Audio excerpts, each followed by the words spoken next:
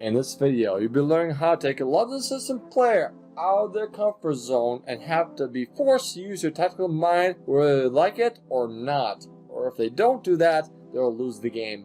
So the first method is an opening choice that was utilized against me, and I was really bad in the opening. So this one I had mentioned for this as a weapon against the London system. So d4, g6. But before I want to play the London system, not just mainline modern defense. But u7, knight f3, d6. Notice that there's no knight f6 to block in the bishop's scope to look at this center.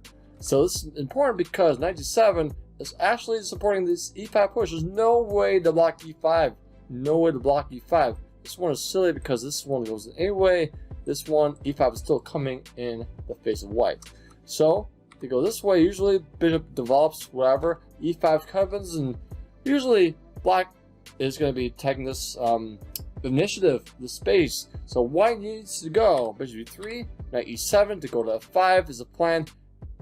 White can castle, but to their own detriment. So knight f5 is coming now. If they go c4, whatever developing move, h5, and black is just way better. Really clear advantage for black, and it's miserable to play this as white as a London system player. So can't castle kingside against this opening system. So a lot of people that play robotically this London system have to be on their toes, have to be their eyes open. They can't play robotically. They have to be really awake and aware before they get lost. So the second line to take the comfort zone out of the London system player is this one, and this is involving the e3 move on move 3, not the knight f3 one for the first example. We go c6, and the reason why is because we have this cheeky move g5 already at move 3. So a lot of people that are not tactically savvy will take this pawn. You'll be grinning from cheek to cheek because you're going to win the bishop, and you win the game already.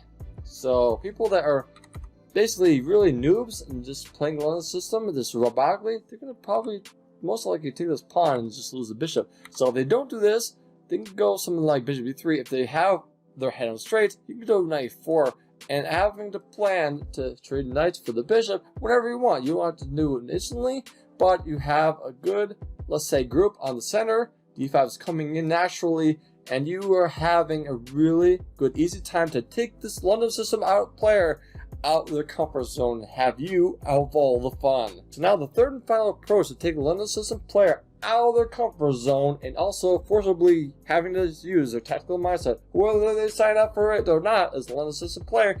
This example is this really cool one. So d4, knight f6, bishop f4, and now c5, attacking d4 right away.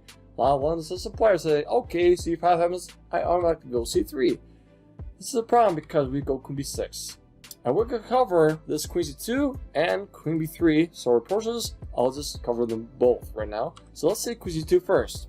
We take d4 and we go knight c6 to prevent this checkmate on ourselves. We don't want to do that. So knight c6 attacking this d4 pawn, also protecting this bishop on c8 with the rook. So they go e3 defending this d4 pawn, d6 happen, knight f3, e5. And this one is going to be really crucial that white knows what you're doing tactically, because they take there once, they can't take it twice, because no matter what piece takes an e5, they're going to lose a free piece for nothing.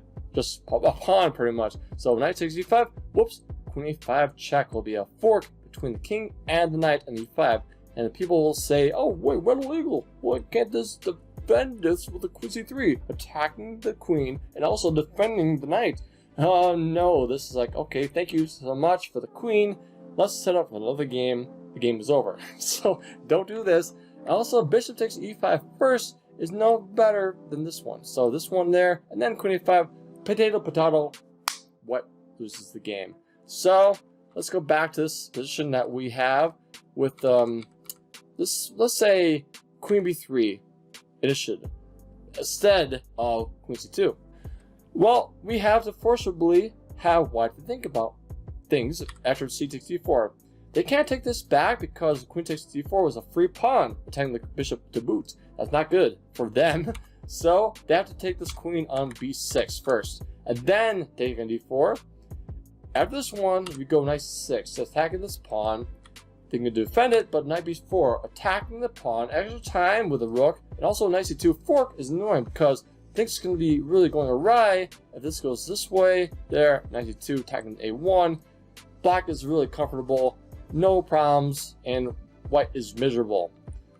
So most often the case, people go king b1, but now we go knight a2. The threat is to go this one, discovered attack on the rook on a1, and white is in trouble. So we have to not allow this as white as well. So there's another option that white can do. Instead of taking d4 immediately, they can take on b8.